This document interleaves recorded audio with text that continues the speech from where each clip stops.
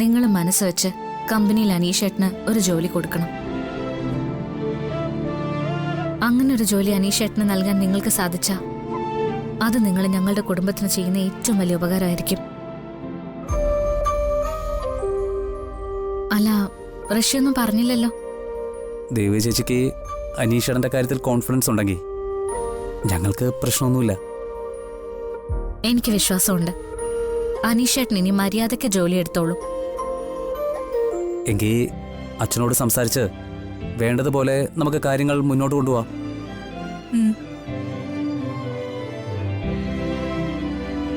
എന്നാ നീ ചെന്ന് എനിക്ക് ചായ എടുക്ക്.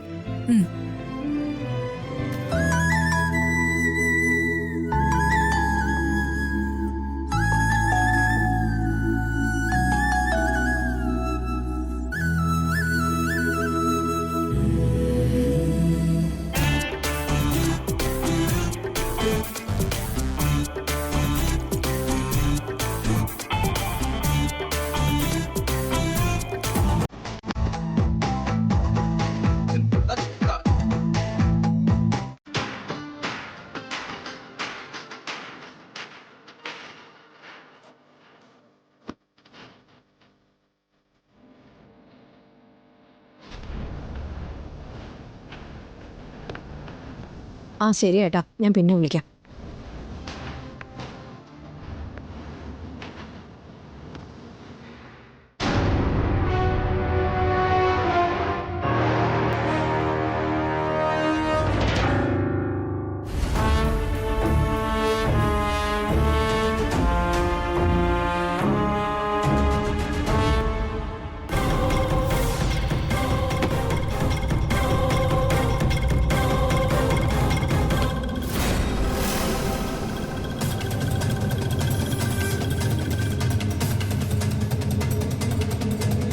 മോൻ തനിച്ചാണോ പന്ത് കളിക്കുന്നത്? ആ, ഞാൻ മാത്രമേ ഉള്ളൂ.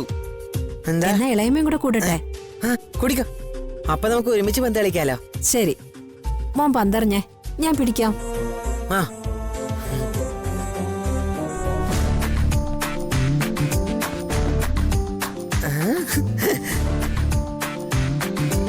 മോൻ ഇനി ഇവിടെ തന്നെ നിക്കണം. ഇവിടുന്ന് അനങ്ങാൻ പാടില്ല കേട്ടോ. ഞാൻ മേളിലോട്ട് ചെല്ലാം. അപ്പോ മോൻ ഇളയമ്മയ്ക്ക് പന്തെറിഞ്ഞു തരണം. ഇളയമ്മ മോളിൽ നിന്ന് തിരിച്ചെറിഞ്ഞു തരാൻ പന്ത്. മോൻ താഴെ ഇവിടെ നിന്ന് പന്ത് പിടിക്കണം. ഓക്കെ? ഓക്കെ.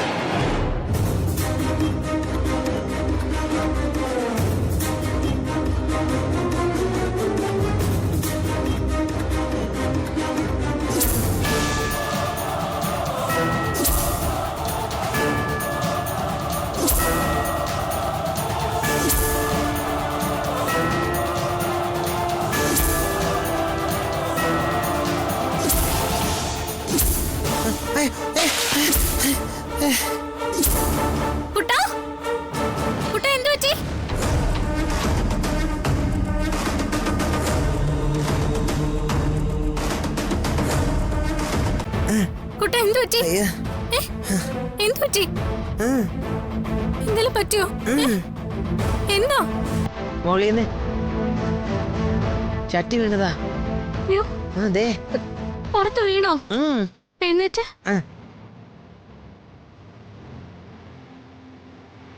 കുഴപ്പമില്ലല്ലോ. എന്നാലും മോളിന്ന് ചട്ടി വീണല്ലോ. ഓക്കെ അല്ലേ?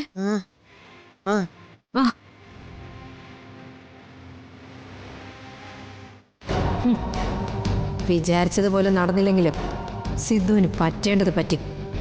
ഇപ്പൊ തന്നെ കുറച്ചുകൂടെ ഡെവലപ്പ് ചെയ്ത് മുത്തശ്ശി അറിയിക്കണം. ബാക്കി കാര്യം മുത്തശ്ശി നോക്കിക്കൊള്ളും.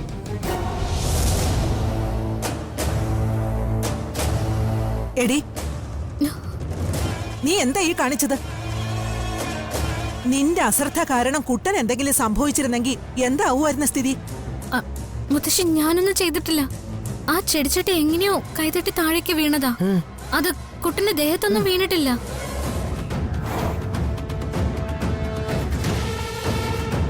മുത്തശ്ശി എനിക്കൊന്നും പറ്റിയതുമില്ല. ചെടിച്ചട്ടി മോളിന്ന് ഇങ്ങനെ വന്നപ്പോ തന്നെ ഞാൻ മാറി. പക്ഷെ ഞാൻ ഒന്ന് കാല് തട്ടി വീണു. അപ്പഴാ മാലാഖ ഓടി വന്നെന്നെ രക്ഷിച്ചേ, അറിയോ? അതല്ലല്ലോ ഞാൻ അറിഞ്ഞത്. സിദ്ധുവിന് ആപത്തൊന്നും വരാതെ നോക്കാമെന്ന് നീ നാഴികയ്ക്ക് 40 വട്ടം പറയുന്നതല്ലാതെ നിന്റെ പ്രവൃത്തിയിൽ ഞാനതൊന്നും കാണുന്നില്ലല്ലോ. മുത്തശ്ശി, ഞാൻ എപ്പോഴും കുട്ടനെ ആപത്തിൽ നിന്ന് രക്ഷിക്കാനേ ശ്രമിക്കൂ. ഇതറിയാതെ സംഭവിച്ചു പോയതാ. സിദ്ധുവിന്റെ പഴയ മരുന്നുകൾ എടുത്തു കളയുമ്പോഴും നീ പറഞ്ഞത് കുട്ടനെ രക്ഷിക്കാൻ വേണ്ടിയെന്നായിരുന്നല്ലോ. പക്ഷേ സത്യത്തിൽ നീ ചെയ്യുന്നത് നിന്റെ അച്ഛന്റെ മരണത്തിന്റെ പേരിൽ എന്റെ കൊച്ചുമകനോടുള്ള പ്രതികാരം തീർക്കലായിരുന്നു. അവനെ കൊലയ്ക്ക് കൊടുക്കാനാണോ നീ ശ്രമിക്കുന്നത്? എന്റെ മുത്തശ്ശി, ഞാൻ മനസ്സിൽ പോലും ചിന്തിക്കാത്ത കാര്യങ്ങളാ മുത്തശ്ശി പറയുന്നത്. നിന്റെ വേഷം കെട്ടലൊന്നും എന്നോട് വേണ്ട. നിനക്ക് നിന്റെ അച്ഛന്റെ ജീവന് പകരം എന്റെ കുട്ടന്റെ ജീവൻ എടുക്കണം. അതിനുവേണ്ടിയല്ലേ സ്വന്തം അമ്മ കൂടെ വരാൻ പറഞ്ഞിട്ട് പോലും അതനുസരിക്കാതെ മനസ്സിൽ വൈരാഗ്യത്തോടെ നീ ഇവിടെ തന്നെ നിൽക്കുന്നത്?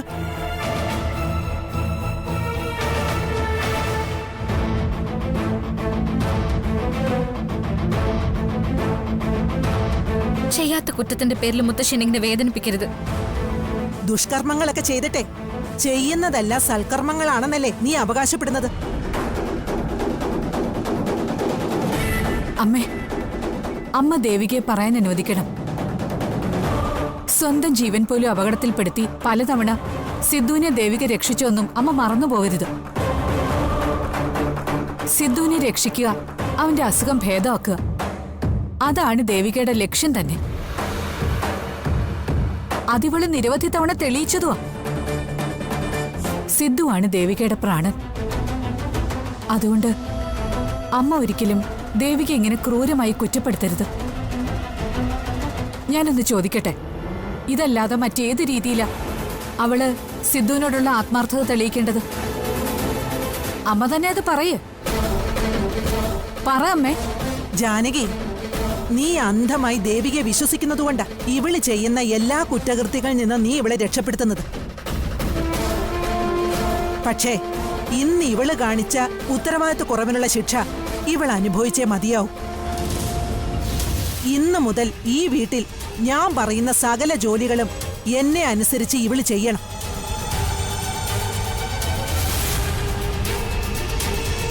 അത് ചെയ്തില്ലെങ്കിൽ ഇവൾക്ക് സിദ്ധുവിനോടും ഈ കുടുംബത്തോടും ആത്മാർത്ഥതയില്ലെന്നർത്ഥം.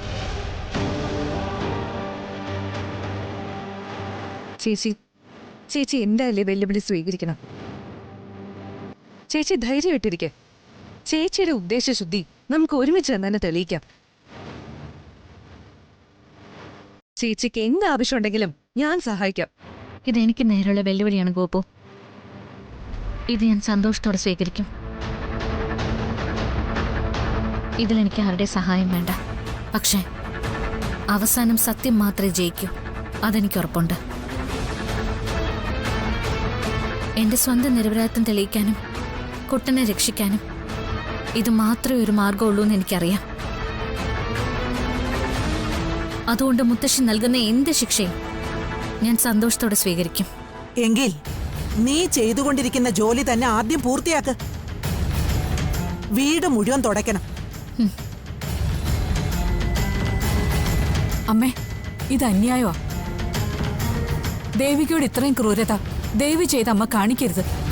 ഇതേ അന്യായമൊന്നുമല്ല.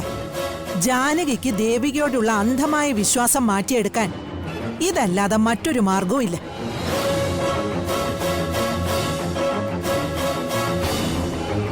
ആ, ഞാൻ പറഞ്ഞത് നീ ചെയ്യ.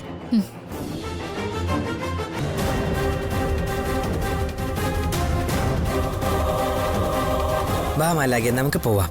വാ.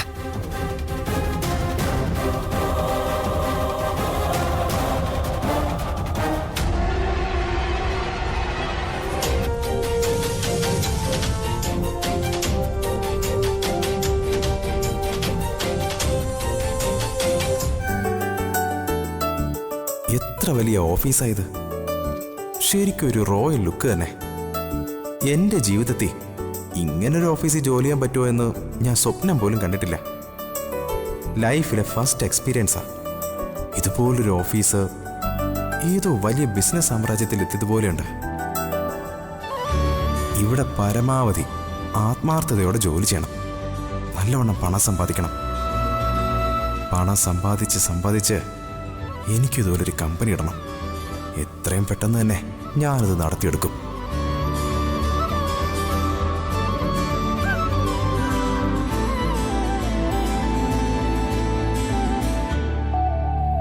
Good morning. അനീഷേട്ടാ ഇരിക്ക്.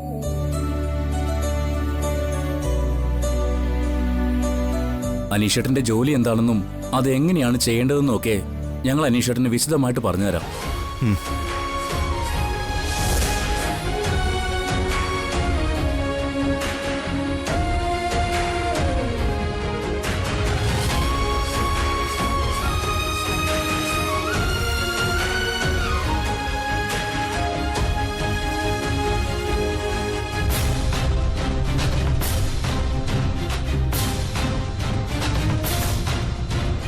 അനീഷേട്ടന് ഇന്ന് തന്നെ ജോലിക്ക് ജോയിൻ ചെയ്യാം.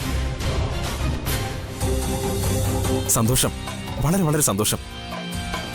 ഇതിന് എങ്ങനെയാ നന്ദി പറയേണ്ടത് എനിക്കറിയില്ല. നന്ദി പറയേണ്ടത് ഞങ്ങളോടല്ല, ദേവിക ചേച്ചിയോടാ. ദേവിക ചേച്ചിയാ ഈ ജോലി അനീഷേട്ടന് നൽകണമെന്ന് ഞങ്ങളോട് ആവശ്യപ്പെട്ടത്. അതുകൊണ്ട് ചേച്ചിക്ക് അഭിമാനമാവുന്ന തരത്തിൽ വളരെയധികം ഡെഡിക്കേറ്റീവായി ഏട്ടനോട് വർക്ക് ചെയ്യണം. തീർച്ചയായും. ഇനി ഞാൻ കാരണം ആർക്കും ഒരു പ്രയാസം ഉണ്ടാവില്ല. പഴയതുപോലെയുള്ള ഒരു പ്രവൃത്തി എന്നിൽ നിന്നുണ്ടാവില്ല. ഞാൻ വളരെ ആത്മാർത്ഥതയോടെ തന്നെ എന്റെ ഉത്തരവാദിത്തങ്ങൾ നിർവഹിച്ചിരിക്കും. എന്നാ അനീഷേട്ടൻ പോയി ജോലി തുടങ്ങിക്കോ. ആ,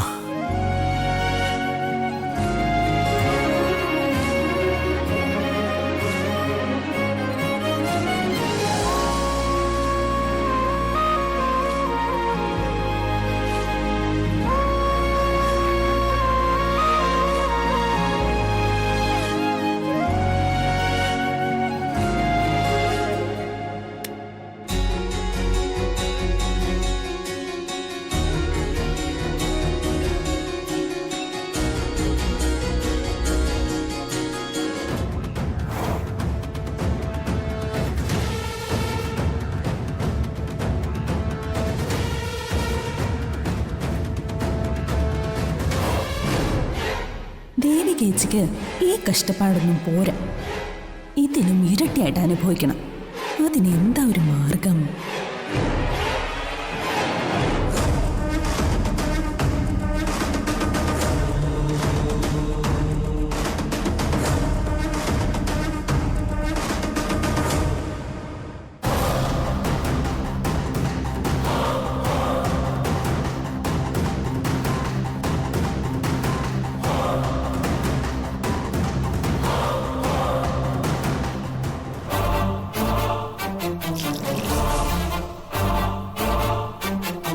അയ്യോ, കോഫി താഴെ വീണുപോയല്ലോ. ചേച്ചി, ഇതും കൂടെ ഒന്ന് തുടക്കണേ. കോഫി തറയിൽ വീണുപോയി. ഇതിവിടെ കിടന്നാലേ കറയാവും.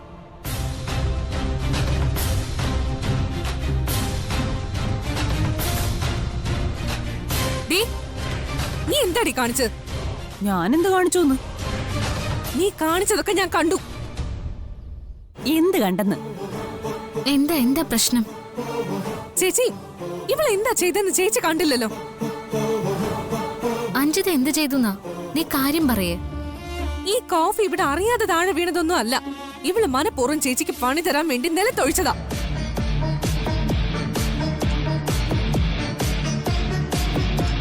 നീ എന്തിനാടി എന്റെ ചേച്ചിയോട് ഈ വക ദ്രോഹങ്ങളൊക്കെ ചെയ്യുന്നേ? എടി, നീ എന്തിനാ ഈ ക്രൂരത കാണിക്കുന്നേ? ഈ നിൽക്കുന്നതേ എന്റെ മാത്രം ചേച്ചിയല്ല, നിന്റെ കൂടെ ചേച്ചിയല്ലേ. നീ എന്താ അഞ്ജിത ഇത് മനസ്സിലാക്കാത്തെ? നീ ഈ കാണിക്കുന്ന അഹങ്കാരം ഉണ്ടല്ലോ, അതൊന്നും ഒട്ടും ശരിയല്ല. എന്തെങ്കിലും ചെയ്യുകയാണെങ്കിലേ അതിനൊക്കെ ഒരു ന്യായം വേണം. ഓ, ന്യായത്തിനെ കുറിച്ച് നീയാണോ എന്നോട് പറയുന്നത്? അതിന് എന്ത് അർഹതയാ നിനക്കുള്ളത്? എനിക്ക് കിട്ടേണ്ട ജീവിതം എന്നിൽ നിന്ന് തട്ടിപ്പറിച്ചവളാ നീ. ആ നീയാ കുറച്ച് കോഫി നിലത്ത് വീണതിന്റെ പേരില് എന്നെ കുറ്റപ്പെടുത്തുന്നതേ. നിന്റെ ഈ വാദങ്ങൾക്കൊക്കെ ഉള്ള മറുപടി ഞാൻ പലതവണ തന്നിട്ടുള്ളതാ. അതുകൊണ്ട് ഇനി അത് ആവർത്തിക്കാൻ എനിക്ക് താല്പര്യമില്ല. നിന്റെ ഓരോ വിശദീകരണവും എനിക്ക് കേൾക്കണ്ട. നീ മനഃപൂർവ്വം നിലത്ത് തട്ടിയിട്ട ഈ കോഫി നീ തന്നെ തുടക്കണം, തുടച്ച് വൃത്തിയാക്കിക്കോണം. ഗോപു, ശരി, ഞാനിത് വൃത്തിയാക്കാം. പക്ഷെ ഞാനിത് തുടച്ച് വൃത്തിയാക്കിയ പരാജയപ്പെടുന്നത് ദേവികേച്ചിയാ. നീ ചേച്ചിയെ എങ്ങനെ പരാജയപ്പെടുത്തുന്ന? അഞ്ജിതേ, ഗോപികെ, നിങ്ങൾ നിർത്ത്. നിങ്ങൾ തമ്മിൽ വെറുതെ വഴക്ക് കൂടണ്ട. ഇത് ഞാൻ തന്നെ വൃത്തിയാക്കിക്കോളാം. ഇപ്പൊ തന്നെ ഈ വീട്ടിൽ ധാരാളം കുഴപ്പങ്ങൾ സംഭവിച്ചുകൊണ്ടിരിക്കുക. ഇനി നിങ്ങളായിട്ട് പുതിയ കുഴപ്പങ്ങളൊന്നും ഉണ്ടാക്കണ്ട. ഗോപികെ, വെറുതെ അഞ്ജിതയോട് വഴക്കിടാൻ നിൽക്കാതെ നിനക്ക് ചെയ്തു തീർക്കാനുള്ള വല്ല കാര്യങ്ങളുണ്ടെങ്കിൽ ഇത് നീ ചെയ്തു തീർക്ക്. എനിക്കുണ്ട് കുറച്ചധികം ജോലികൾ. നമ്മൾ അത് ചെയ്തു തീർക്കുന്നല്ലേ മോള് നല്ലത്. ശത്രുക്കളോട് പോലും പുറത്തു കൊടുക്കാൻ പറ്റുന്ന ചേച്ചിയുടെ മനസ്സുണ്ടല്ലോ, ആ മനസ്സ് ദൈവം കാണും ചേച്ചി. ചേച്ചി അകാരണമായി ശിക്ഷിക്കുന്നവർക്കും വേദനിപ്പിക്കുന്നവർക്കുള്ള ശിക്ഷ ദൈവം നൽകിയിരിക്കും. ഗോപു, നീ പൊയ്ക്കോ. ചേച്ചി, ഈ തറയൊക്കെ ഞാൻ തുടച്ച് വൃത്തിയാക്കിക്കോളാം. ഇത് എന്റെ ശിക്ഷയാ മോളെ. ഇത് ഞാൻ തന്നെ ചെയ്തു തീർത്തോളാം. നീ ചെല്ല. ചേച്ചി,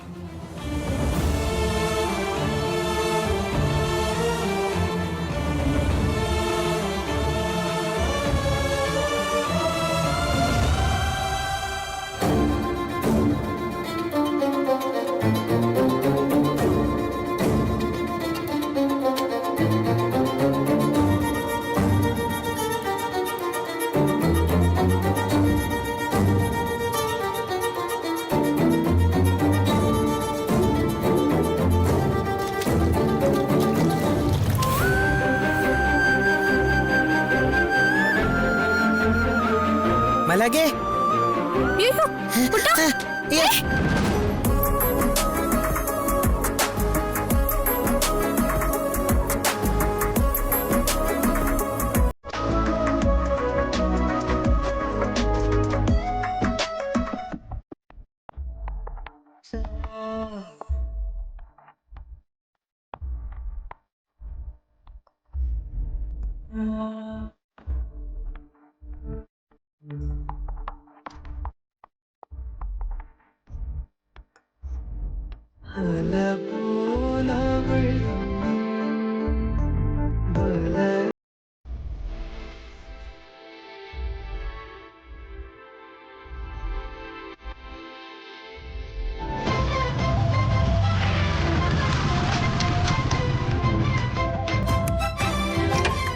മഞ്ജു, മഞ്ജു,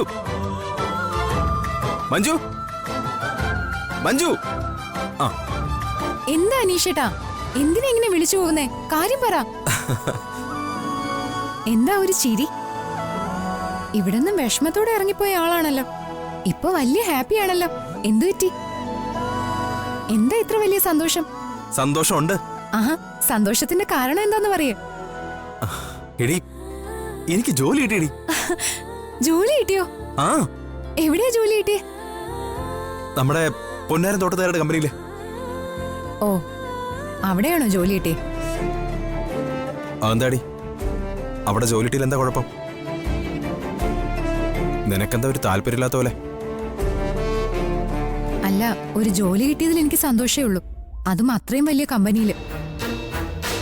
പക്ഷേ അവിടുത്തെ അഭിഷേകിന്റെ അമ്മ ക്ഷേത്രത്തിൽ വെച്ച് എന്നെ അപമാനിച്ചത് ഓർക്കുമ്പോ